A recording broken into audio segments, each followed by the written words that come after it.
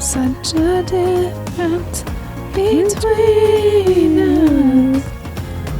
Hi, I'm Kayla. And I'm Ben. And we're the McCurry's.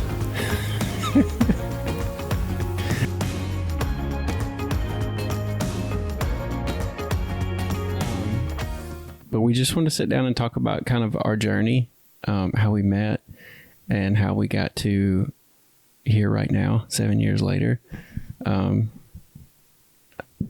Obviously, we're not going to give you every living moment of it, but I was just sitting thinking about this a while ago that, you know, we've learned a lot, and by no means are we like someone to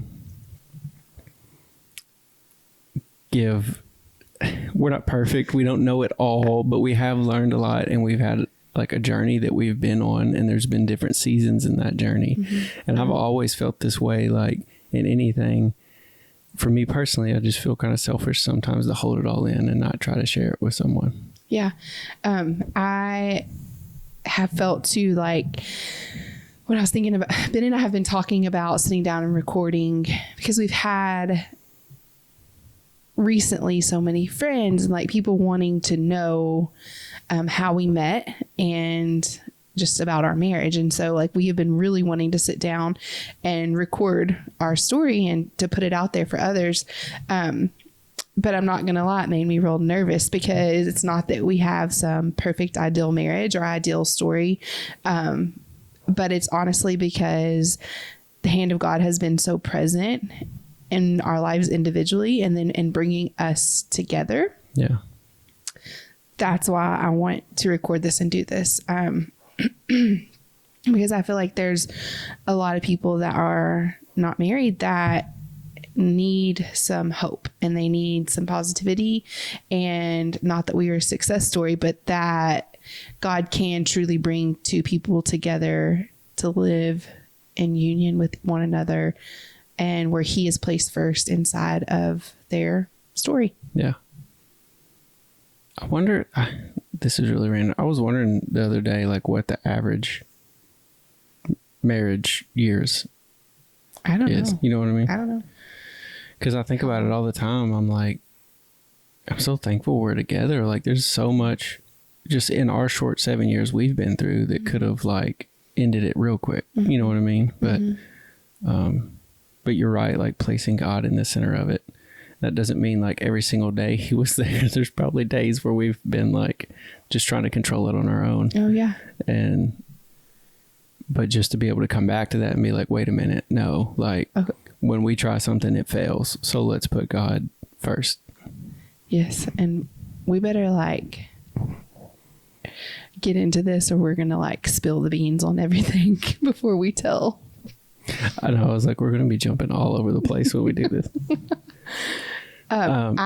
So let's start from the very beginning. I want to ask, yes, but I want to ask this question. Okay, go for it. Do you remember the first time you ever saw me? Oh, goodness. It's okay if you don't. Ben laughs at me all the time because I have an awful memory. And now our 6-year-old Beckham literally makes hardcore fun of me because I don't remember what happened yesterday. Yeah. No, I do not. I don't remember. And because he's like me and he has like this photographic memory, like I can still remember like it was at a church and like you walked in with your nanny, your grandma. Mm-hmm. I remember you and Ashton walked in. Ashton is my sister. Yeah, your sister. And that was the first time I remember ever seeing you. But I just was curious a while ago thinking, I was like, I wonder if she remembers the first time she saw me. Yeah. I mean, I know it was at this church, but I don't remember like the very first time I laid eyes on you. Yeah. Okay. That was my first question. What were you fixing to say a while ago? I was just going to say, like, I really want to explain to people like where we were at before we even like met each other with the intention of like dating. Yeah. And just give some like background history. And I will say, like, Ben and I, like we've said, like we went to church together. Our families went to church together for goodness, like that. Long time. For years. Yeah, I would have known your nanny, which is your grandma, before. And I remember hearing her talk about her granddaughters, but Mm-hmm. like I knew her before I knew you. Yes. And honestly, like probably one of the first times, because our church was rather large, and it was one you can kind of go in and out of and not really, you could just see yourself and your family if you wanted to. Like you could bypass people and not even know. But I think that one of the first times that I ever met Ben, funny part of our story here, is that he was dating a friend that I had become acquaintances with. Yeah. And I don't know if everyone is listening to this is like an Enneagram person, but I'm an Enneagram 8, and I'm a loyalist to my people. And so I never looked at you and thought, oh, I'm going to marry him someday. Mm-hmm. Like I never did that. Yeah. I had to work for that. No, I'm joking. No, it's funny you say that. We were just genuine. We built a friendship. Like we were just friends. Like we were going to eat.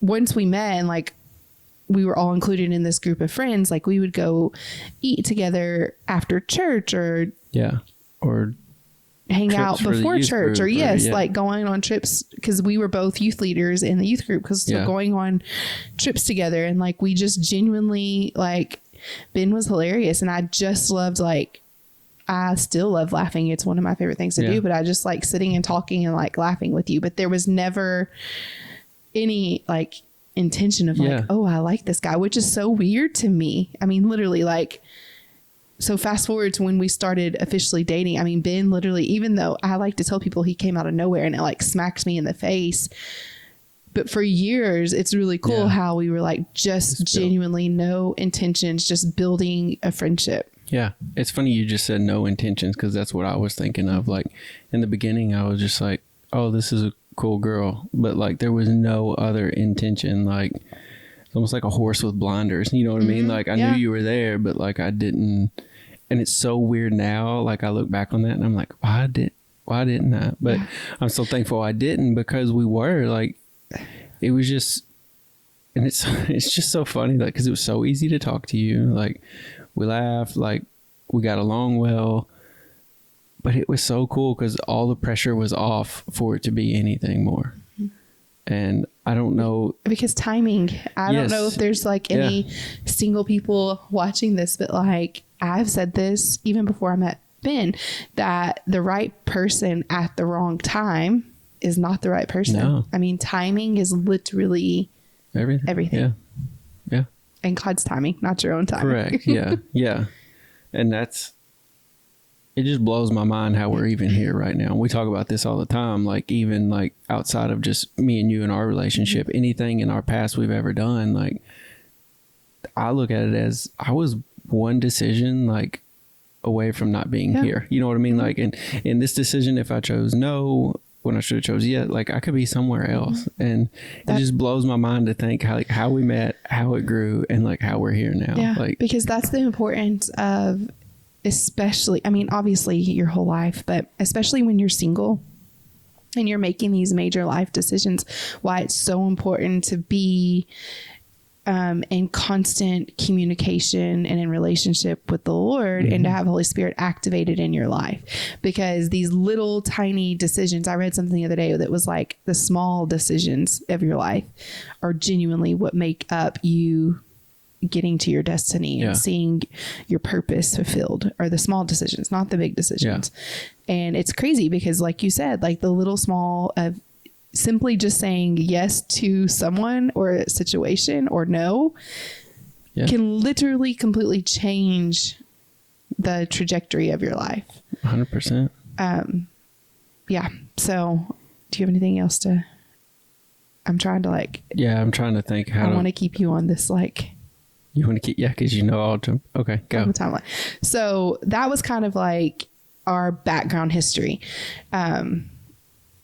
We were just genuinely like mutual friends that went to church together. I mean, that was it. And we were like youth leaders. Yes. So it wasn't just like Sunday morning. Like we were youth leaders and like saw each other a lot during the week. Aspect. Yes.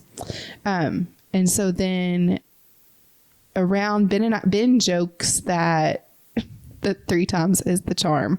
And he tells everybody when they're like, so how long did you date? And he literally will say, which time? Yeah. I wouldn't count the previous times as technically dating. No.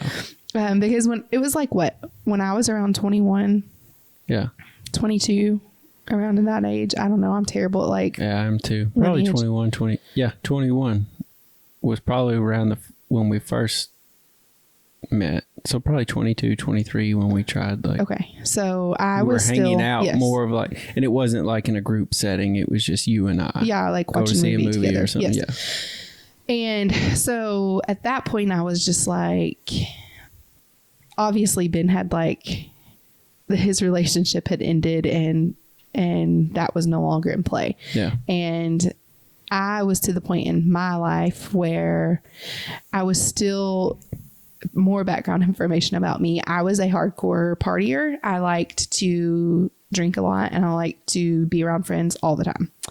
And I was running from God big time.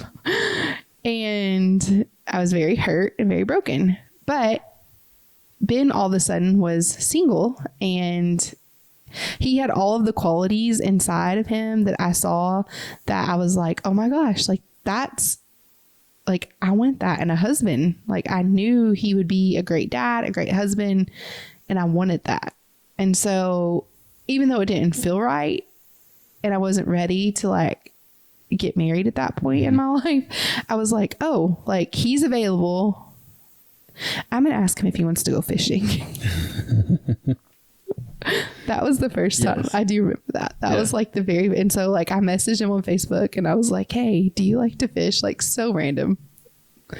And so that was like the first time that we tried. Ben likes to make fun of like one of the times that we dated. Yeah. I think it was more like we both mutually knew like, okay, we've been friends, we kind of know each other, but we want to know each other more. Mm-hmm. And it didn't have like the attachment of I want to be her husband. It was more just, I want to know you more. That's on a deeper level. Like, as far as like, what are your goals? Where do you know, that sounds really cheesy, but like ultimately that's what it was. Like, I know you kind of surface level, but like, I want to know you deeper. Yes. And that's where, and we do joke about like, oh, we tried dating 3 times, but like, that's more like what these were. Yeah. And stop me if I'm jumping ahead, but like, I feel like, and you just alluded to it about some of the hurt and stuff you had. I think that's why it happened 3 different times, because we both knew like, oh, there's some, like, I really want to know that person, but we would get so close and it was like, oh, there's a wall there. Yeah. No, sorry. Like, I was terrified. I was terrified because at this time in my life, I was so broken and running from things. And I had not prepared myself to meet someone like you. I had not. Yeah. And not just me specifically, but like your husband, whoever that. Yes. Yeah. And I think it's so weird. Like even in the back of my mind, it's like, I knew I wanted you. You know what I mean? Like I knew subconsciously, but I wouldn't even let myself. I think so, because I knew I was like, he's different than every other guy I had dated. Like he's different.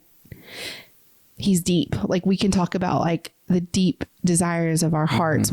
I can freely talk about like what I want for my life and the dreams God's given me. And like, I literally would say all the time, like, Ben McCurry is the wisest person I know. Like, some of your first dreams though scared me, because you were like, I just want to run off to Africa and live there and be a mom to all the children. And I'm like, huh? Like what?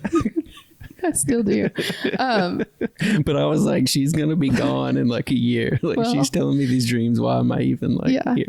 Yes. But that's where, and really funny, another Enneagram thing, Ben is a 5 and I'm an 8, which is a really funny mix, because I am a dreamer and a doer, and Ben is a let's think about it and process it. Yeah. So actually, I tell people this all the time, like this is a side note, but like our marriage 7 years in, like it's not comfortable. Like, do we love each other and do we have a lot of fun? More than not. Yeah, we do. But we also have had some freaking hard conversations and pulled each other and pushed each other. And I mean, we've genuinely, like I was telling Ben the other day, like if I would have married anyone else, I don't know that I would have been as sharpened as much and as polished as much as I am today. Not that I'm like someone or to where I need to be yet, but no, same here.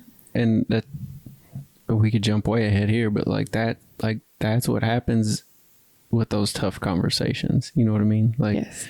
So hold on, let's go before we get way too ahead. Go back. So I got scared. Like that time I was just like, I'm not ready for this. Like there's definitely something there. I mean, it was evident, but I was not, I psyched myself out. I told myself I wasn't good enough for you.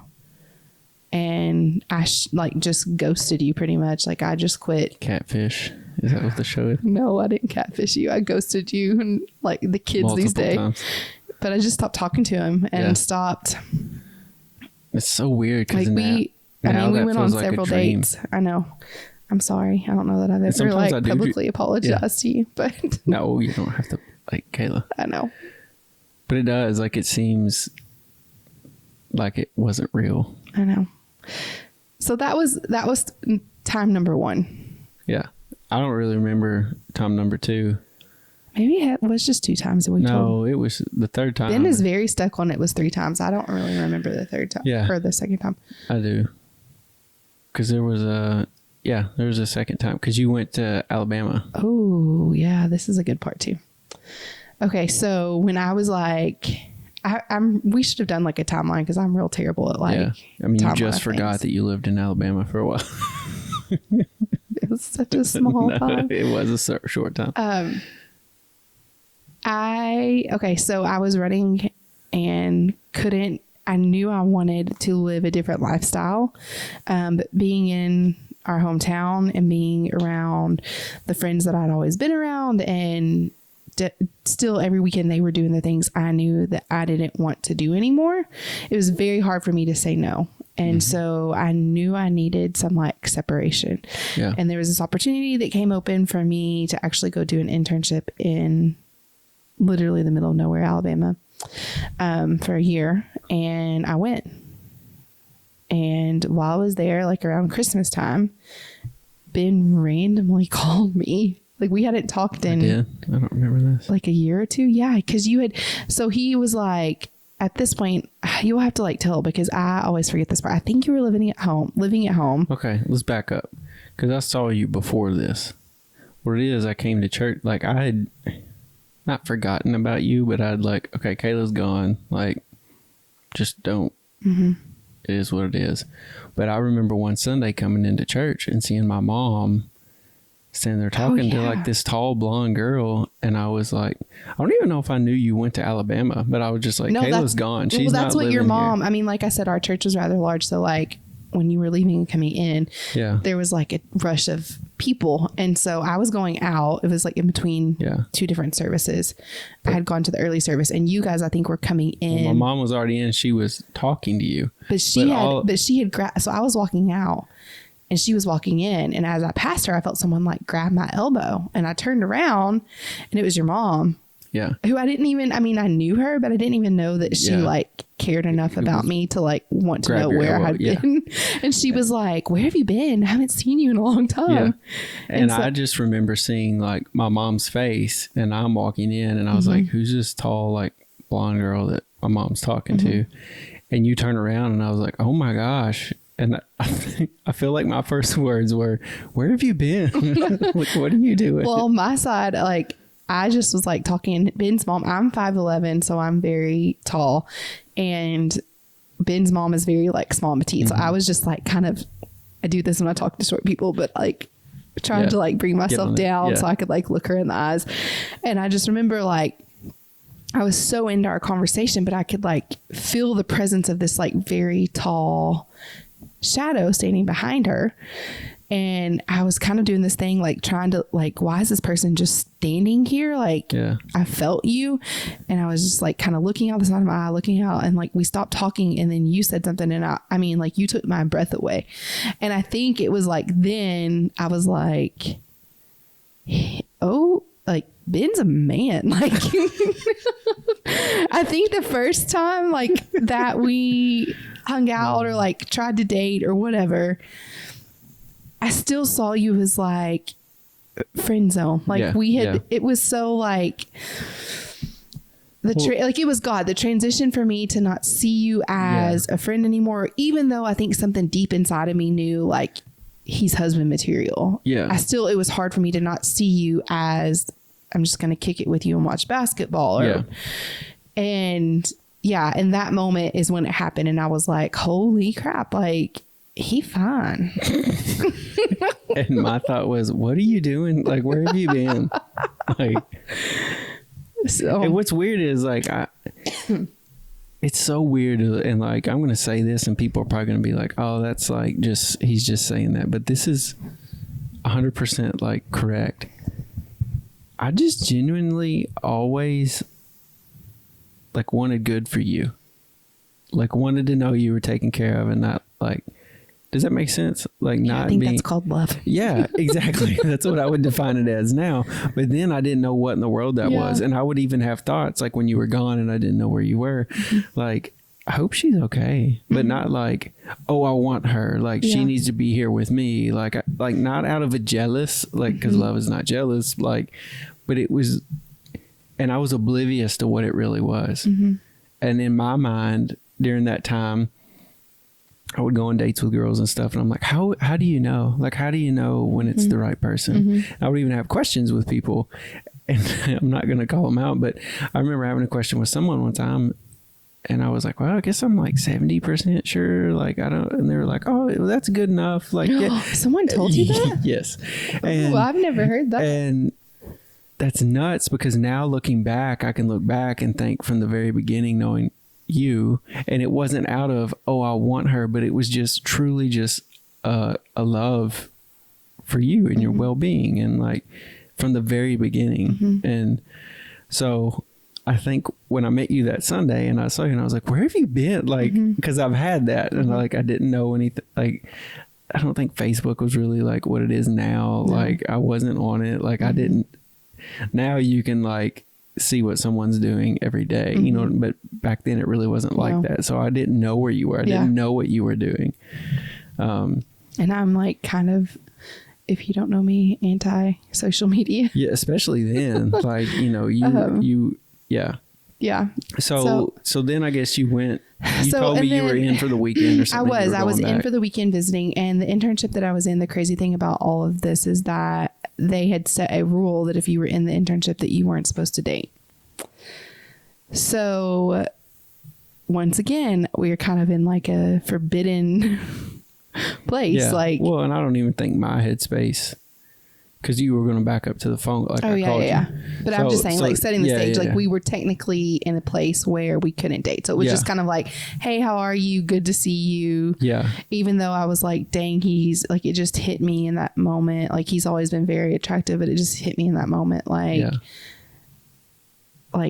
okay, there's something there. And so I went back to Alabama. Yeah. And this was like a warm month when this happened, because I remember I had on like a short sleeve dress, and you randomly called me. It was like right at Christmas. So this had been like a few months had passed. I either called you or texted you or something. Messaged me on Facebook. I think I messaged you on Facebook because I was asking. So I had just started working at GE. I had just bought my house.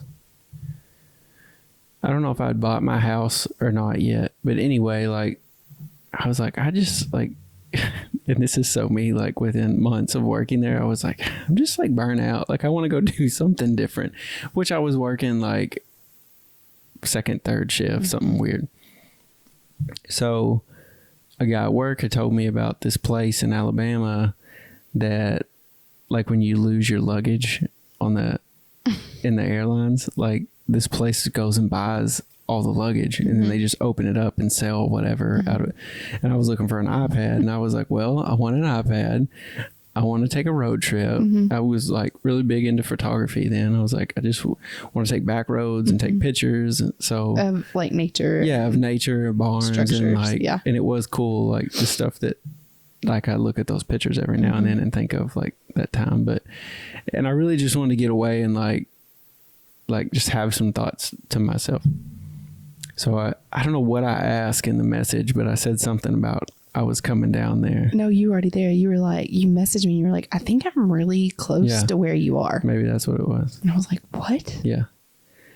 And so I think I was like, where are you?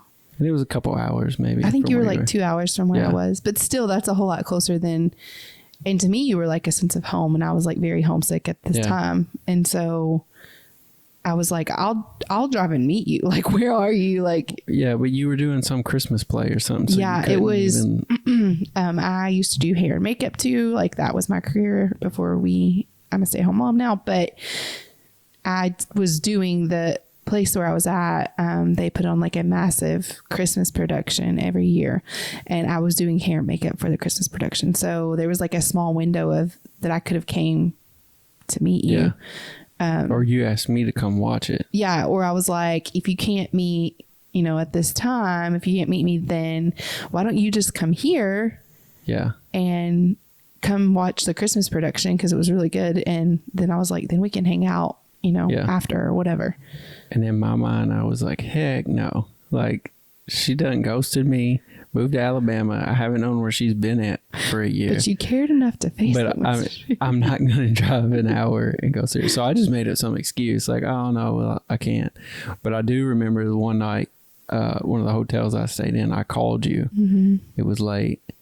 It's weird. Like, I'm remembering all this now. Like, I did not plan ahead, like, where to stay in a hotel, anything. I was like, I just got money in my pocket. I'm going to do whatever, which is a horrible mistake, because when I showed up to this small town, I don't know where it was.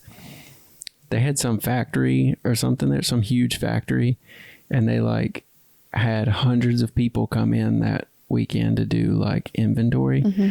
So I went to every single hotel in that town, and they were like, no, we're full. It's booked. It's booked. And like the next town was like an hour away, mm-hmm. and it's like midnight. And so I ended up going to this one hotel, and it was so sketch. But I remember when I laid down that night, I called you. We laid and talked. Because it was after the production. Yeah. I laid in bed and talked to you literally for like 5 hours, I think. Yeah. Like, it was crazy. But it was like a different... The way that we talked on the phone then, it was different. Like, my walls were down. My guard were down. Exactly. Yeah. Was down. And I remember you crying on the phone. Do you remember this? Yeah. Like, I was like speaking to you. I was like, you have greatness inside of you. Like, yeah. Well, I think I had like been trying to date somebody, and they weren't. And I was just like really confused mm-hmm. with everything, because I was at that point where,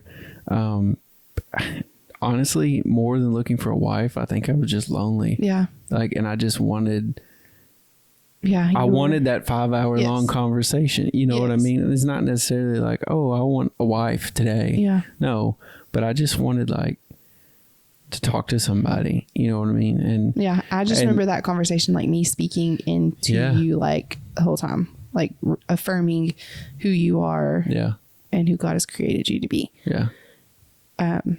And I remember, I know you weren't there yet, but I remember, because once it clicked for me, I was like, okay, he's hot, and I can still have like these deep, meaningful, purposeful I was like, okay, let's get married. Okay. And I wasn't, which is weird, because I feel like it was like maybe the first time we hung out, I was like way into you, and you were kind of questioning it. And then the second time we kind of hung out, like mm-hmm. I was not really there, and you mm-hmm. were. And mm-hmm. and our story, I mean, it's totally a timing thing. I wanted to like make mention of this earlier, and I didn't, and I don't even know if this is going to make sense now, but I feel like, I don't know, someone might need to hear this. But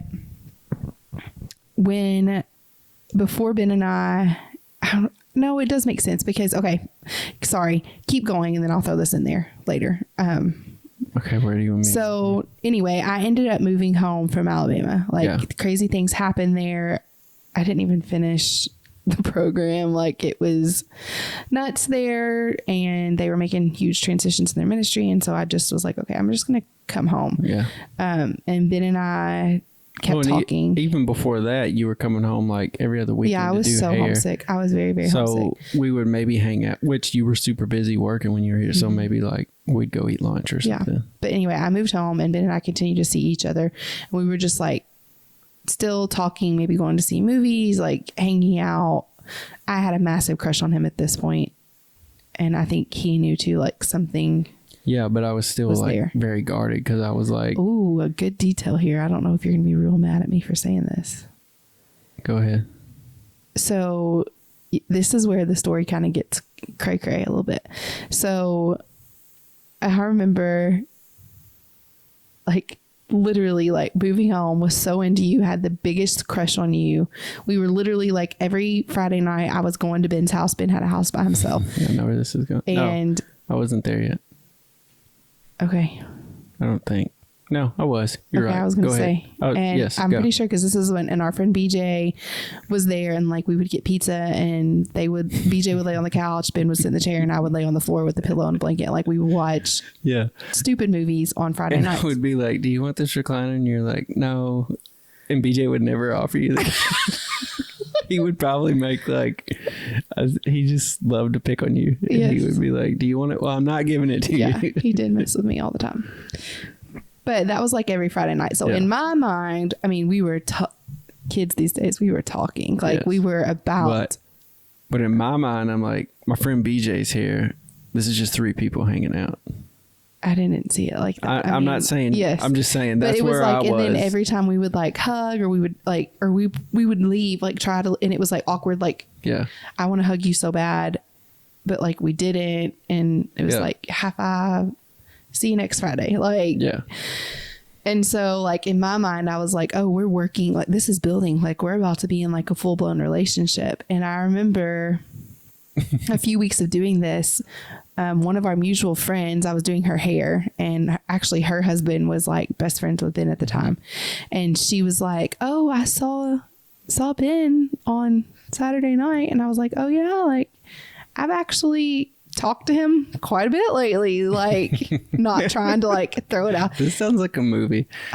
Not trying to like throw it out there like to give our business away. But she was like, yeah, he was with some girl and brought some girl to watch his best friend's niece's pageant.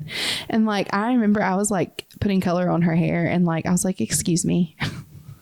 And I walked to the back room, like where we would mix color, and I was like hyperventilating. I felt like I was going to throw up. Like, I mean, it was like literally all the things that I like saw that were happening like crashed immediately. I was like, how are you serious? Like, how could you? And back up to like all the times that I ditched you for like other guys, but I was like appalled. I was like, how can you? No, like, no, that's not, I mean, I was devastated.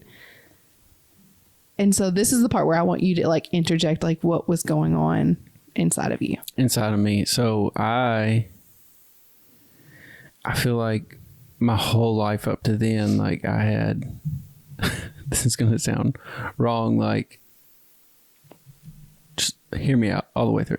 My whole life up to then, I'd been like, you know what? Like, I'm going to follow God. Like if that means that I don't have any friends on a Friday night, like that's fine. Like I'm going to do my thing. Like I'm going to dig deep into my word. Like I'm going to find out who he is, what the plans he has for my life, which is what every single person should be doing. Mm-hmm.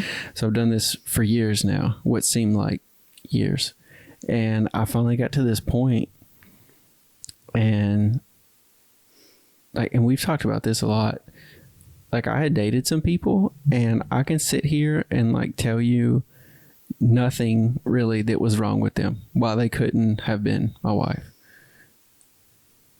Nothing. But I just knew there was just like something that was kind of like the opposite of like what I said earlier. There's always just been something there for you, and ultimately I know that was love now, but like that wasn't there. And it's not like I was comparing, oh well, it's there with Kayla and it's not here. I just knew it wasn't there. It's not like I was ultimately like trying to find you, but I knew it wasn't there. And I was like, I just quit. I'm like, these are great girls. There's nothing wrong with them. Like I've probably broke their heart like not that I'm something, but like just having to tell them like, I don't know what to tell you, but like, I'm not going to marry you. Like, that's a hard thing to tell somebody. And I've told people that, but ultimately I knew like something was just off. So I've done that. And I finally get to this point. I'm like, forget it. Like, this is what I've been told to do. This is how I've been told to live my life. Like, I've seen other people do it and it's worked out for them, but it's not for me. And ultimately, like, really looking back now, like, I was just ridiculously lonely. And I was like, forget it. Like, I'll go date someone and really just have the intent of, I'm lonely and I just want like their companionship to be able to talk. Like, and there was no more like in my mind. Like, I was like, I'm just done. Like, that's what I'll have forever. Just like a relationship, and we can go watch movies. We can have talks, but like, I'm going to build some walls and I'm not going to go deep. So Ben and I pretty much flip-flopped. Yes, we did. So that's where I was in this moment. So then that happened when you were doing her hair and you found out. So, and so I don't remember if I even like told you that I knew. I think I just stopped talking to you. No, you didn't, because when you showed up on my porch. Yeah, I stopped talking to him for a few weeks. Like, I quit going over on Friday nights for pizza and a movie, and just kind of like, I feel like that had slowed down some when I was hanging out with the other person. Girl. Yeah. But yeah, I was just like, okay, God, like, I was so mad at Ben, and like, I felt so let down. So like, the thing I had always prepared my whole life, because I come from a broken home, like my parents were divorced. So I had just always seen like, and even in not only in my parents' relationship, but in the relationships that I had been in, like, just always waiting for the shoe to fall, like always waiting for something to happen where I feel let down. So I was like, okay, here it is. This is no different. Like, I thought Ben was different than all these other guys, and clearly he's not. Like, so I turned to God, because I literally didn't know what else to do. At this point, like, I was literally like so rocked and like so broken, and I lived by myself actually. During this time, I was renting a house by myself, and I remember just like being so hurt and so angry, and just like crying out to God. And like, this is what I was going to say earlier, what I felt like someone else needed to know. But I had gotten to the point in my relationship with God that I was like, God, like, I don't care if you never bring someone to me. Like, I don't care if I'm never married, even though that desire was there. Like, I wanted a husband, I wanted children. I don't care if that never happens, as long as I have you. Yeah. As long as I have you, like, that's all that I want. And then I was like, but I also know how big you are. Yeah. And I've seen you work, and I've seen you move. And this is the first time, I mean, this is a big, scary prayer and a belief, but it's where I was. And I was like, if my husband is sitting in Australia right now, or is in Mexico, then you are the God of the universe. You can make our paths crossed. So I'm going to stop, for the first time in my life, trying to make situations happen and go a certain way. And I'm just going to stop and trust you. Yeah. But if that doesn't happen, then I'm satisfied with you, and you are enough. Yeah. And so, sorry, Teddy, our come here, bud. Dog is wanting me to love on him right now. So that's the place that I was at. So I had genuinely, obviously I was still hurt about Ben, but I was just like, you know what, God, like, if it's not him, if he was just a glimpse of like what you have for me, then I'll wait. Or if it's no one, like, you're good enough, I'll wait. Like, that's the place I was at. But it's so funny, because so I did hair, and I worked at a salon, and all of the girls, obviously, I mean, you're in an all girl, predominantly girl, female environment. They had all heard me talk about you. They had all seen you bring me flowers at this point.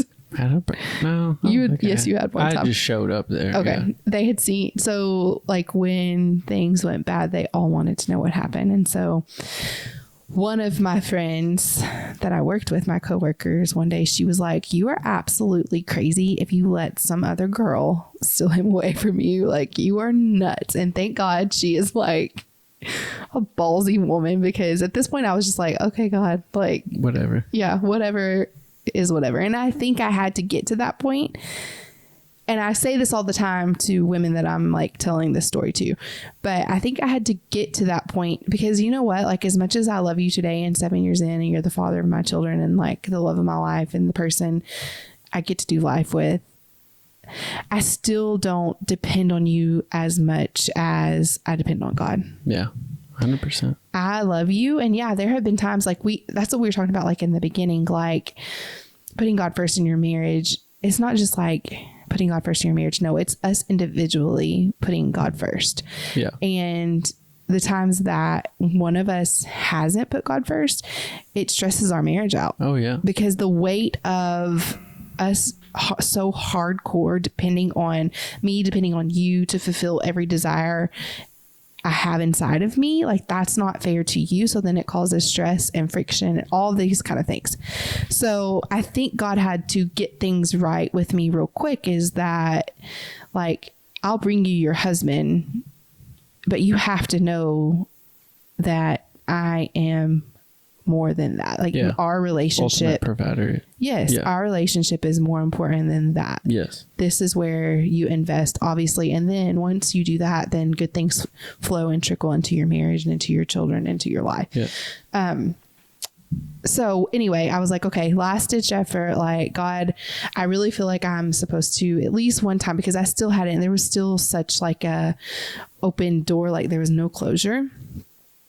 And I had a lot of my relationships before this kind of ended in this way. And it was just like not healthy. And so I was like, okay, I at least need closure from this. Like I at least need a for sure closed door. And so I was like, but I was so mad at him. And I was like, I don't want to talk to him. So I was like, okay, I'm going to write him a letter. And so I think it was like 4 pages. Like it was long. Yeah. But I pretty much just explained to him in this letter, like, why I was the way that I was, why I wanted to go slow, why I had so many walls up, like all of I had always like listened to him, but I had never really given him, I mean, he knew me, but I had never given him like always background. A want for like, it's so weird because I always knew there was a wall. Like I always knew there was more to you, but you never gave that up. So I wrote this one night, and the next day I like went and told my friend at work, my coworker, I was like, okay, I wrote this letter to take to him. I'm going to go. Like I had a break in between my clients that was like a 2-hour break. And he lived like 20 minutes away. So I was like, I have this 2-hour break. And I literally just told her, I didn't tell anyone else. I was like, I'm going to go put this in his mailbox and I'll be right back. So I'm like driving the 20 minutes and I'm praying and like talking to God the whole time. Like, mind you, I never text him or like called him or told him what I was doing. And I was like, I'm just going to put it in his mailbox. Well, I go pull in his driveway, get out to put it in. And then I was like, I get back in the car. I'm sitting in the car. I'm like, okay. What he didn't know then, like, this is what I was like, at the end of this letter, I told him I loved him.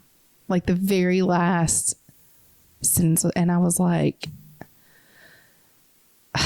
like, I don't want, like, I just felt like it was like a lot at one time. And so I was like, okay, now's not the time. So I was like, I'm going to knock on the door.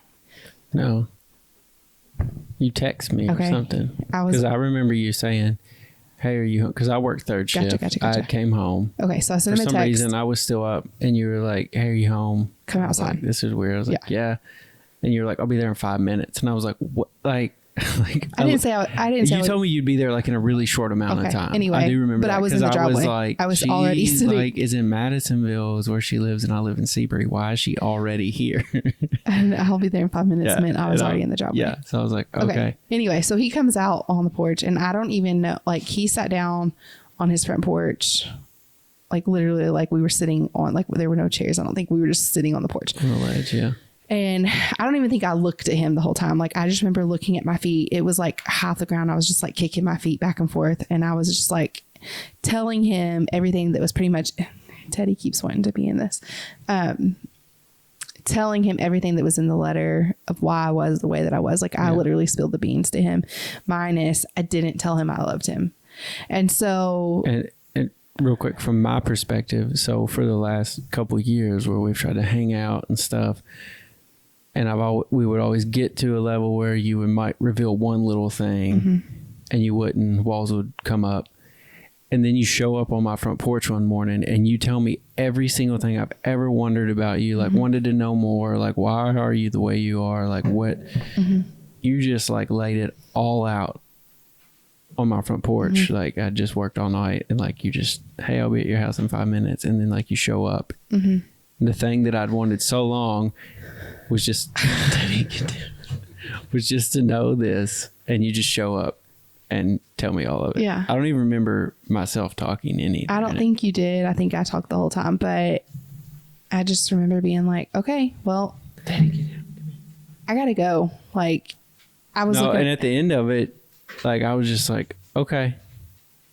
Like, I told you, I was response. like, I've got to go. I have a client waiting on me. Like they were texting me. So I'd been there for an hour and a half at least. Yeah.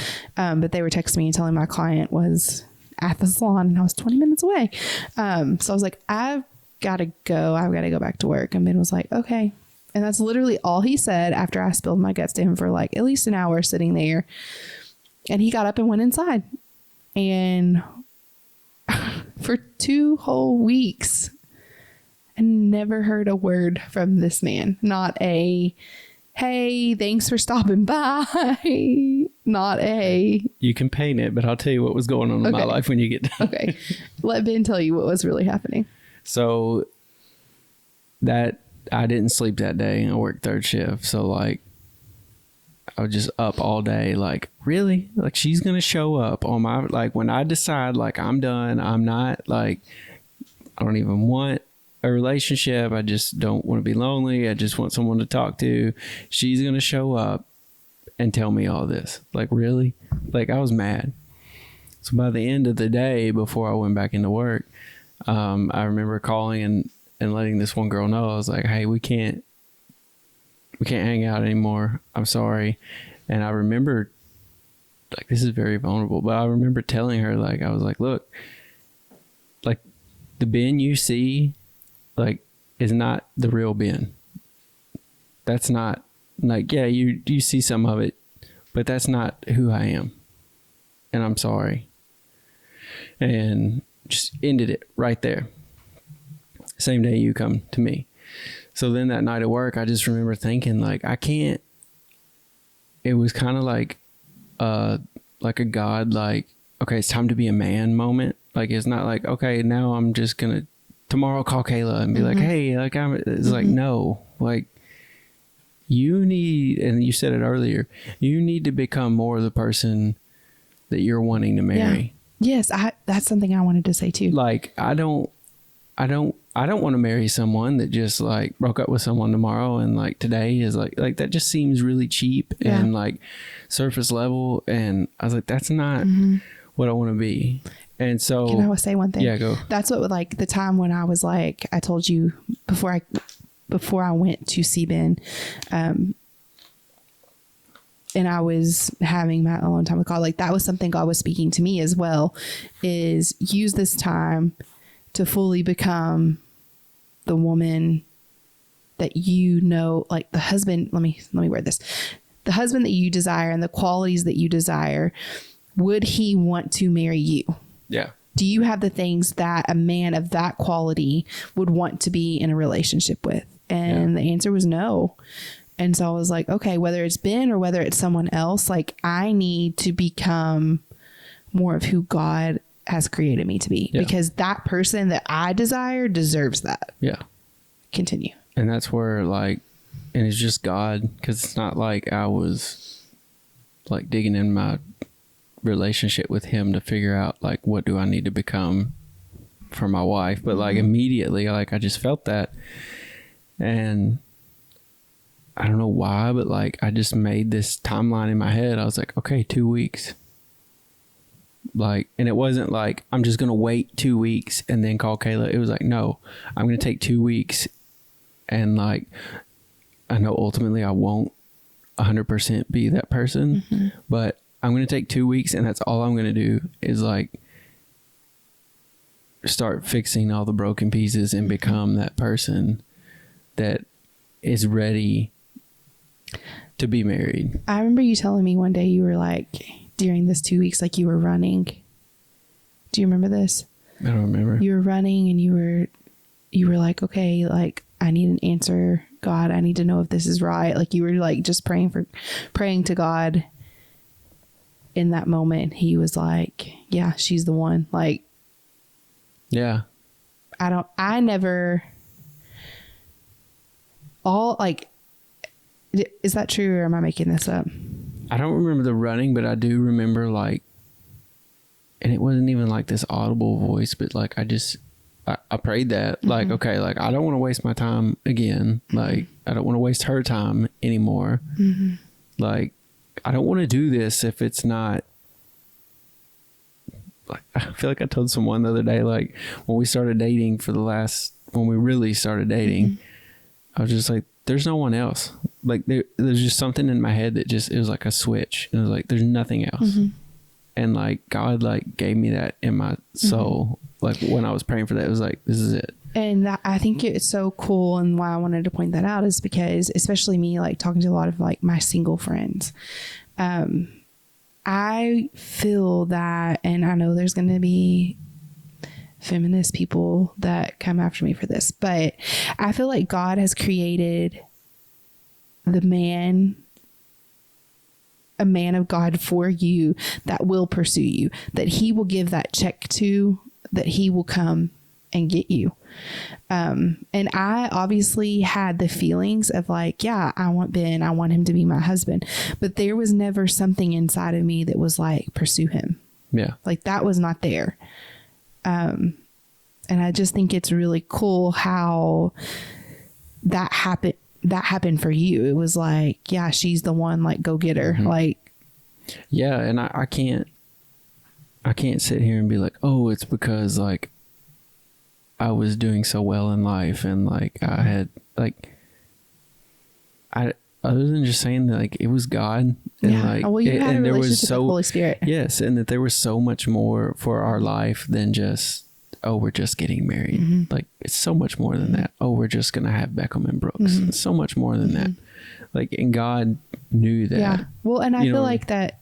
So anyway, like before I get ahead of, so 2 weeks pass and Ben calls me one night. Yeah. And I am sitting at Olive Garden with a friend who's actually asking me like, what's going on with you and Ben? I'm like awkwardly telling her that I laid my heart out for him and he hasn't spoke to me for 2 weeks. So, and my phone was like face up on the table. And as I'm telling her this, I had a BlackBerry at that time, which is really funny to think about, but my BlackBerry is like going off and it's like Ben McCurry. And she's like, oh my gosh, answer it. And I was like, no. Like, and like, I just told you this like game of cat and mouse that we played, like, and you would think that I would be like, yeah, like, but I was like, we probably still play that game to some degree. It's what keeps our marriage very interesting and fun. And I was like, no, it's fine. So I flipped my phone over and I continued talking to her. And then I remember we were actually in Clarksville, Tennessee, which is like what, an hour and a half away from our house. Yeah. Hour and 15 minutes. And the whole way home, she was like, what are you going to do? Are you going to call him back? Blah, blah, blah. I was like, I don't know. What are you going to do tomorrow? Like, I was not like fazed by it. And I remember getting home and I was like, God, like, should I call him back?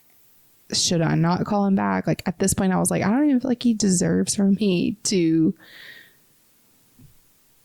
like to have a conversation with. But you had sent me a text message that was like something like, hey, I really appreciate if you would call me. I have something to tell you, or something along those lines. Yeah. And I had told you I was actually out to dinner with a friend. And I remember I was sitting in the dark on my bed in my house, like, which my bed was like the only thing I had to sit on in the whole house. And I remember sitting there and I tried calling you, nothing. I text you and you text me back. I can just remember like laying back, just being like, like laying there and holding the phone. I don't know how long the time was. It was like a good 3 hours or more. And all I did was just lay there holding the phone. I did not, which for those 2 weeks, that's like all I did was like work, eat, like talk to God. And so like it's weird now to think like I just laid there for 3 hours, but that whole week like was very like, didn't really do anything. Yeah. So, but I laid there and waited. I got home and I was like, okay, do I do this? Do I not? And like something inside of me, which I know was God, was like, yes, call him. So I called him, and like the first thing he said was, I am so sorry. Yeah. Like I was just like, and I was like, I think it took me back because I had never, not that anyone ever owed me their apology, but I had never had a man in my life that had done something that upset me to like genuinely apologize. Ladies, take note. Like that is a quality that is not common. And the fact that this man that I loved and cared about so much, who hurt me like so deeply, like apologized to me, like I was floored, honestly. I don't really remember what happened after that, but I just remember I told you the same thing I told the other girl. I was like, look, I've not been who I really am. And I'm sorry for what I've done. And I think I even told you then, like, I'm not like, it's not like strings attached to this. Like, ultimately, I just want you to know, like, I'm sorry. And that's it. I'm sorry I hurt your feelings. And like everything you told me, I've wanted to know for so long. And I'm so sorry. And I just kind of left it like, and I think that was kind of our conversation that night. And so I was still a youth leader at our church, and we were still going to the same church. So we would see each other at church and like, hey, speak to each other. Ben was not a youth leader at this time. No, before all that, you invited me to something at like Elizabethtown. Remember we went and we took we took a whole group of Blake Beaver and Ashland. We took a whole carload of people to like this youth conference a few hours away. Yeah. And I remember it was so weird. Like this is such a little tiny detail, but I remember like riding in this SUV with you, and like every seat, I mean, there were, goodness, like six teenagers in the back.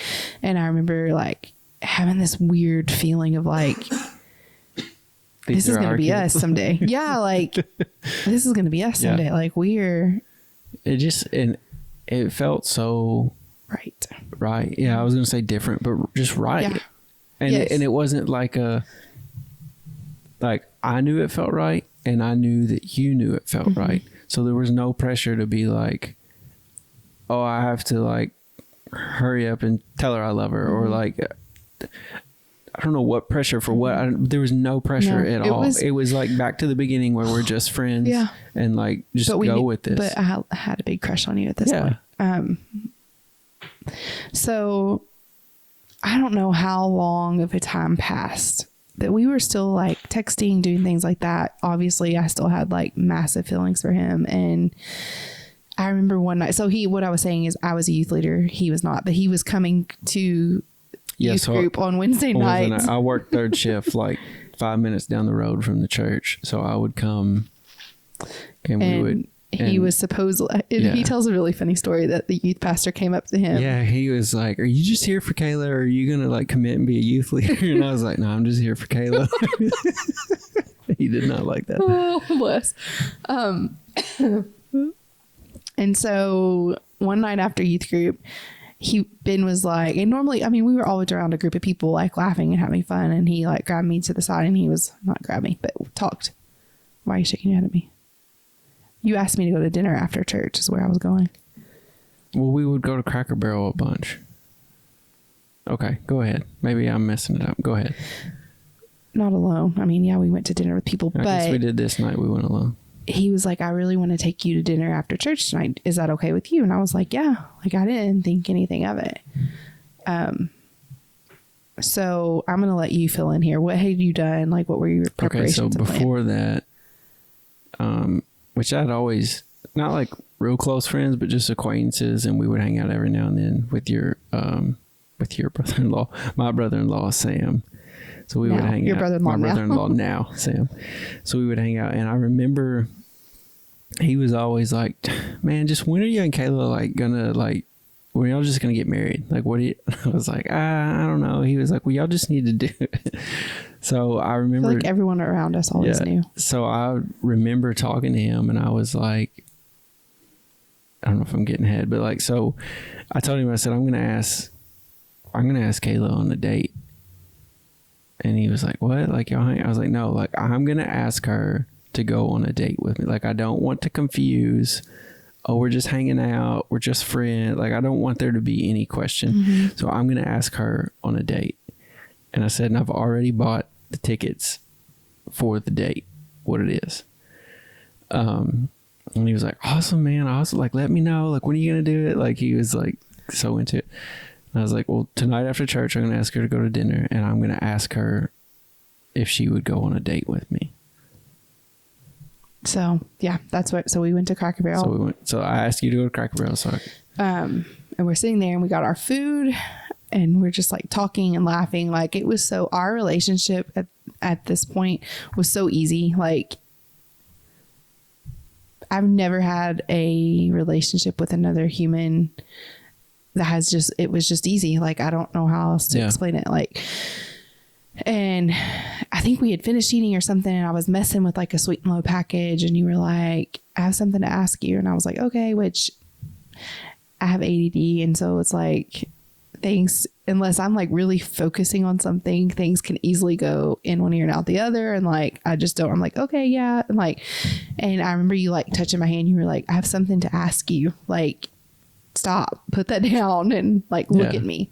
And so I was like very antsy and he made me like stop and focus, which was like, I was like, okay, he's like, can take control of the situation. Like all of he knows me. He knows me. And yeah, he was like, I want to take you on a date. And I was like, okay. I think I asked you, I think I said like, would you go on a date? Yeah. Would you go on a date with me? And I was like, yeah, like we've been to the movies. Like, this is where my head was like, we had been to the movies. We're sitting at dinner by ourselves right now. Like in my mind, like this was a date, you know, like, cause I had never had someone have that much intentionality with me. It had always just been like, oh, we're talking and it's kind of known that we're talking and then we're dating. Like there was never anyone that was like, I want to date you. Yeah. Will you be my girlfriend? Not that you said that yet, but. Do you know what? I think I've told you this, but that's not like someone told me, a female told me that like her now husband did that. Do you know? I think you told me this before. It's Brittany Wells. Yeah. I'm not trying to call her out, her Mac out. Yeah. But I can thank you, Brittany, for that if you watch this. But I remember I used to go to the gym and she worked at like the front desk and we would just always talk. Mm-hmm. And I remember one day her saying something like, she was like, Mac was the first guy ever in my life to ask me on a date. Mm-hmm. She was like, it wasn't like, hey, let's hang out. Let's go see it. And I was like, oh my gosh, like I've never, like that's all I've ever done. Like, let's just hang out. Like, so guys, if you're watching this, intentionality, yes, very much and so. Vulnerability go a long stinking way. Yeah. And it cleared so much up. And I was like, and after everything that we had been through, I'm like, well, that's 100% like what I need to give Kayla, especially after she comes and spills her heart on my front porch and all that. Like, I'm not just going to be like, hey, let's hang out. Like, I want you to know that it's more than that. Like, I look at you more than just someone to go hang out with. Like, that's where mine was. Because I couldn't quite tell you then, like, hey, I love you. Like, that would be a little too much. But I just knew, like, I needed to be, like, define it as well as I could. And thanks to, like, someone else for telling me, like, that someone did that for them. It was huge to me. It's huge to me because I had never had anything really defined in my life. And you said that. You were like, we've hung out. We went to, I was like, no, like, I want to take you on a date. A real date. A real date. Said. I was like, okay. You were like, okay. And then I was like, it's December 2nd and we need to leave it. Like, I told you, like, I had everything. It all ready. And you were like, okay. Like, deer in headlight. Yeah, I didn't, because I've never had someone be that direct and intentional with me.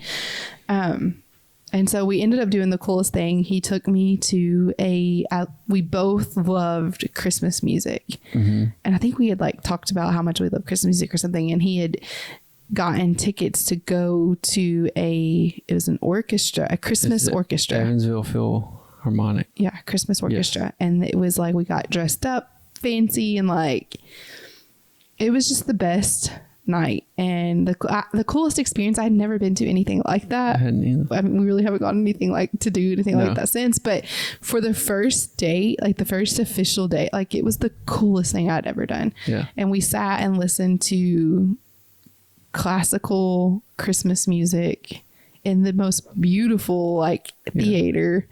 We were up front. Yeah, we were up front and I just felt so special.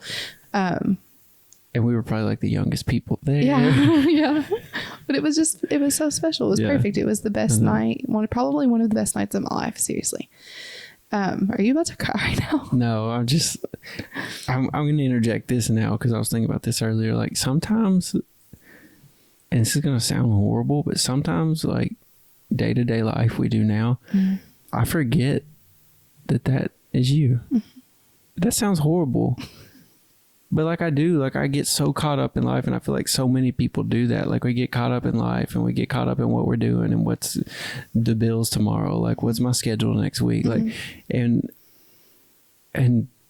we don't really look and say, this is Kayla Reddick. This is the girl that like spilled her guts to me on my, you know what I mean? And I'm so like, I want to apologize to you that sometimes I don't fully see you as that. Does that make any sense or am I sounding crazy? No, it does. It does what? It makes sense. It makes sense. But I'm very guilty of that. And I get super emotional sometimes when I think about like this, because I pursued you. Like, I feel like I chased after you and like, luckily it all worked out. But it wasn't luck. It was Jesus. But like, I don't know how to really put words to all of it, but I'm just so thankful, like, that this far in, like, we have this relationship where we can sit down and talk about, like, oh, do you remember? It's not like we've been married for 70 years, but, like, just to slow down sometimes and remember, like, the reasons, like, I fell in love with you. Because, and this may sound horrible too, but, like, and it is vice versa. With your spouse, sometimes during the week, like, that may be hard to, like, you may just see all the negative traits, all the negative qualities, all the things you don't like about them. And just slow down and be like, okay, like, let's be intentional and like really look at, okay, this is why I wanted to pursue. This is what I love about you. I don't know if any of that made sense. I may have just made myself look horrible. You didn't make yourself look horrible. You're just being real. I don't know how to transition out of that though, but So we went to the theater. I just remember laughing and having so much fun the whole night. So this is my favorite part of, like, I tell this story to a lot of women God sends in my path. I feel like to hear the story, Ben and I, like, our story. And this is my favorite part to tell, because I tell them to be hope to them, to speak hope into them, is that when you are actively pursuing God and you are desperately chasing after him and you're living in the will of God, his timeline is not our timeline. Because in my head, I was like, before I completely surrendered to God, I was like, okay, well, I need to be married by this time. We're going to have to date for at least a year. Then we're going to get engaged, and then we'll be engaged for 6 months to another year. And then we're going to have, 2 kids by the time I'm 30. And like, I had this, and I like felt constantly like time was like playing against me. And that was when I was like living in my own plans and doing things my own way. But then it was like the time where I completely gave up and surrendered my will and desperately sought after God, and I'm in his will. I feel like so many people are like, well, the will of God and God's timing, and we perceive it to be slow. But what I have found out in our life to be true is that God's timing is not our timing, and that means it's usually faster than what my own timeline for my life for being married and having kids was. And so I like to watch people's minds explode when I tell them this, but like so this date was like December 12th, I think. Second 12th, something like that. Okay. Beginning of December. What? because I remember when we came home that night, on the way home, like we just decided, not just decided, but like we had the conversation. We were like, well, we're like officially boyfriend, girlfriend, right? Yes. And you were like, yeah. And I don't know, because I really didn't care. I think you brought it up. You're like, oh, I'm going to make it like Facebook of it. Like I think not only like a commitment that we're having in a truck alone, like you were like, I'm going to make it Facebook official. Because I think I had told you, like, I had only been Facebook official at this point with one person in my life. And I had always said, like, I'm never going to be Facebook official with anyone unless it's my husband. Yeah. And I had told you this. And so I was like, you need to know my intention. Like, yes. But I just remember, like, you're like, I drop you off at your house, you go in, I go home. I remember you like calling me on the way back, and so I don't know what was going on. You couldn't figure out how to get it. You were like, it won't work. And then you were like, oh, wait a minute. I have you blocked on Facebook. And I really think I had you blocked too. Like, so we had to like fix it where we were. And then we had to like accept your friend request. I forgot about that. That's because just a short few weeks before, I was terribly mad at you, and it hurt to even see you post things to Facebook. So anyway, that, again, a testament to how God can speed things up and like heal and produce quickly. So we started dating officially the beginning of December. March 12th, we got engaged, and June 15th, we got married. So like literally within a 6 month, like, what? Yeah. What? I think everyone thought I was pregnant, including your poor mom was like stroking hell. But this is good, like, to sit, and this is like probably helpful to people that know us. Like, it wasn't like we had like built a friendship, we had known each other, we had all these talks. A lot of people didn't know the background of what we just said. What's crazy about it is typically people want you to do that with the intent of, this is the person I'm going, but like there was no intent with, like, it was just a friendship. Like, we just knew, and all that happened. So like, I didn't need 6 months with you to know who you were, or like, you literally spilled your guts on my front porch, letting me know like the last few questions I had about you. You know what I mean? And so, it went quick.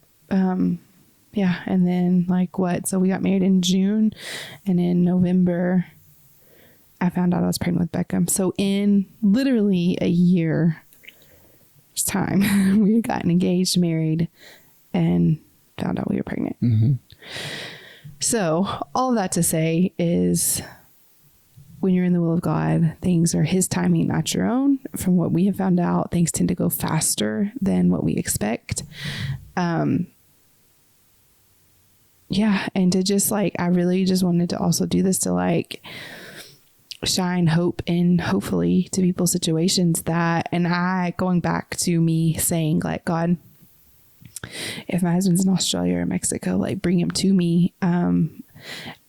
I had literally no clue that my husband was sitting in a county over, and that we literally were passing each other at church twice a week. I mean, no clue. So it's okay. This is something I'm learning right now. But it makes sense in this situation, but to be expectant for good things to happen, and to be hopeful that if you have a desire in your heart to be married to a godly man who is wise and who is kind and who is loving and all inhabits all of the fruits of the Spirit. Plus also my list was like taller than me, because I'm very tall, and blue eyes because my mom, our whole family had blue eyes. My mom was like, you have to marry someone with blue eyes, so your babies have blue eyes. So those were like secretly on my list. But God blew me away. Ben is more than anything I could ever dream. And even on our worst day, I would pick him a million times over every single time, hands down. Because he has, I read something, and I wish I would have memorized it better. I'm terrible at memorizing things, but I read something the other day that said, there are 3 things that really determine your life and like where you go. And one of the top ones was the spouse that you choose. Yeah. You were, I think I told you about it. Yeah. And it's true, because I've seen it over and over in women's lives that I've talked to. Either your husband pushes you further into who God has created you to be, or he completely cuts that off and that creates Says, here's your limit. It's a line in the sand, like a limit as far as you can go.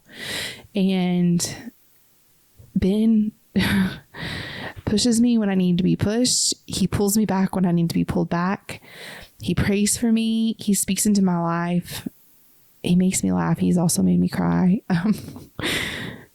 We are not perfect, and we do not have it all together. And our life sometimes looks like a hot freaking mess, I'm sure. But and everything you just said, like, I could repeat the same. You know what I mean? And I think way back to that moment on my front porch. I keep going back to this, but the moment on my front porch where you just spill your guts to me, I was probably really naive in that moment to think like, oh, well, this has happened. Like, we're good now. We'll just get married and it will be like a fairy tale. Yeah, but no, there have been those moments where like I feel like for me to get to marry you, like you had a lot of walls that had to come still down. Oh, 100%. But I had less maybe at that time that needed to come down, but in 7 years I've had a lot more walls that needed to come down. And it's not like you just know it and you're like, Ben, this wall needs to come down. But it's through like this intentionality of we have a relationship and we put God in the middle of it. Layers. Yeah, it continually happens and it is not easy at all.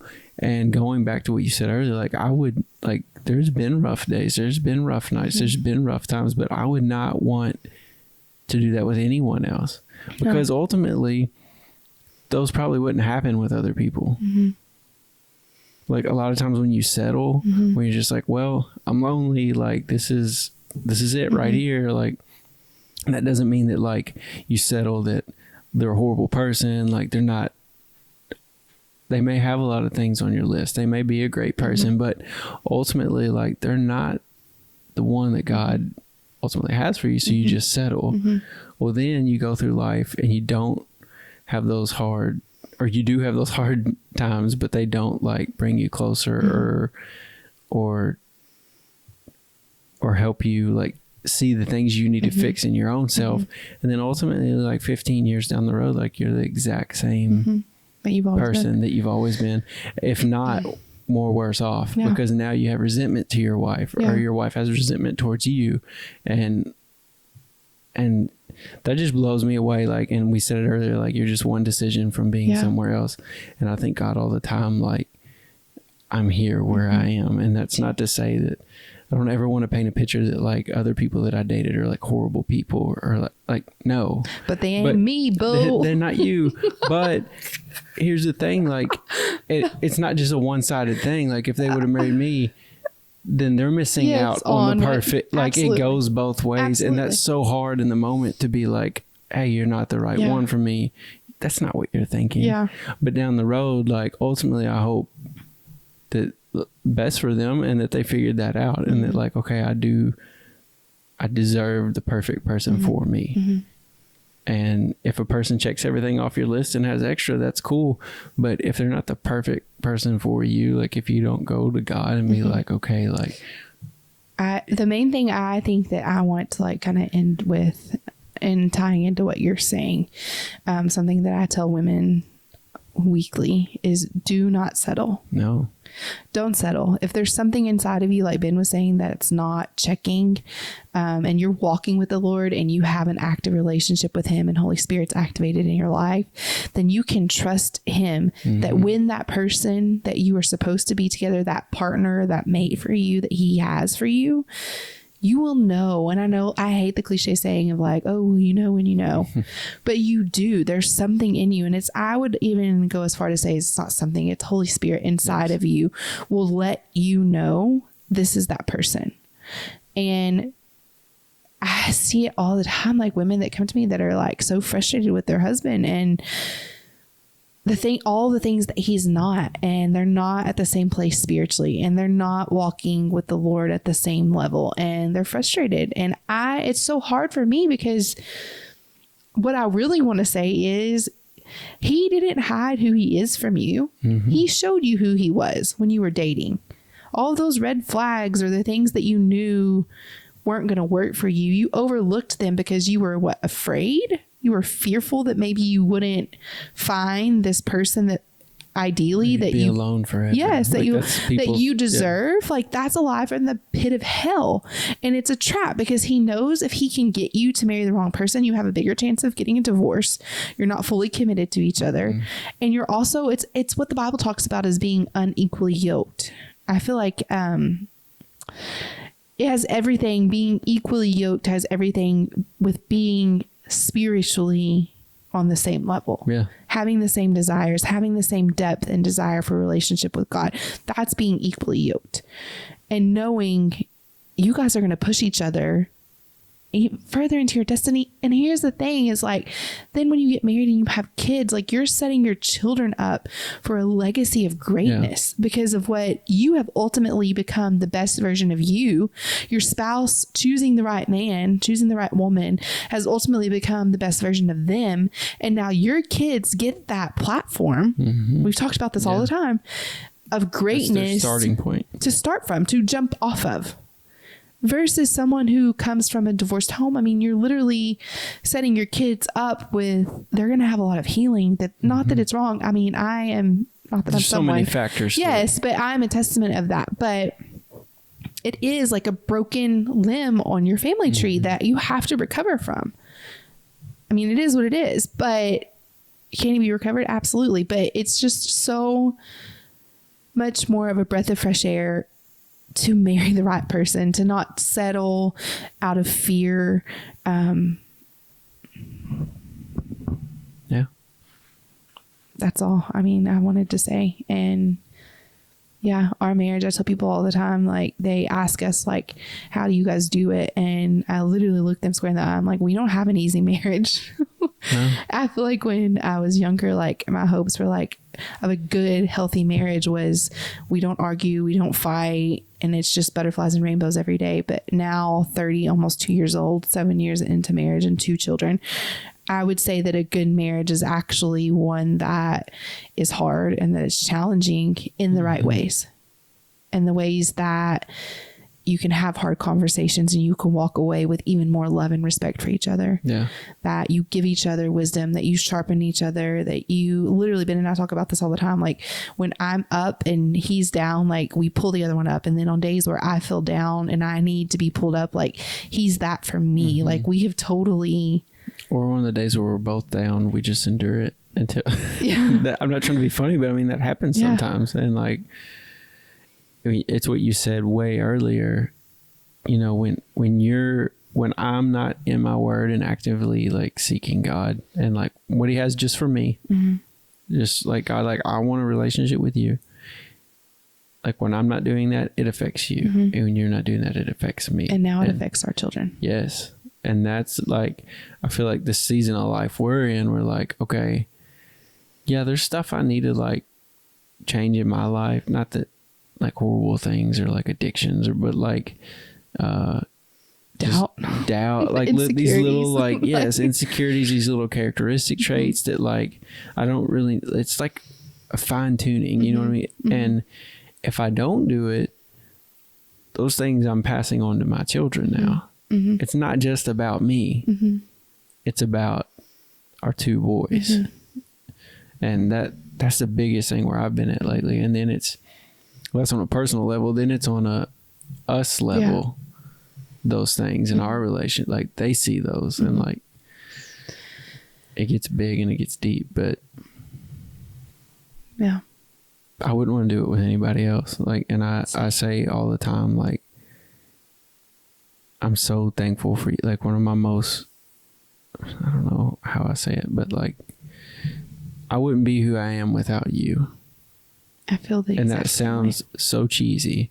People say that all the time and it's so cliche or whatever. But like, seriously, like there's been some of the roughest times, like, and you have helped sharpen me. And like moments where I walk away and I'm like, no, she's wrong. She don't know what she's talking about. But then I'm like, really? Am I really like that? Is that something I really do?